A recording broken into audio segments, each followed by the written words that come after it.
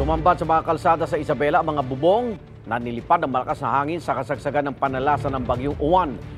Mahigit 14,000 residente ang lumikas. Live mula sa Isabela, may unang balita si June Veneracion. June?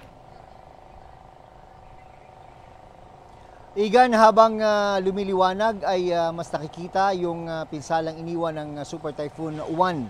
Nandito kami, Igan, sa sentro ng Santiago, Isabela, kung saan makikita yung mga nakakalat na bubong na nilipad ng malakas na hangin. Mga nagbagsakan din yung mga signage bandang alas 9 kagabi na magsimulang lumakas ang hanging dala ng bagyo.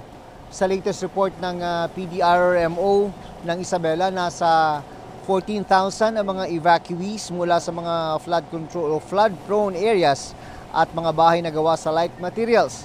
Meron ding report kagabi ang Public Information Office ng Isabela na lahat ng overflow bridge dito ay hindi madaanan dahil sa baha.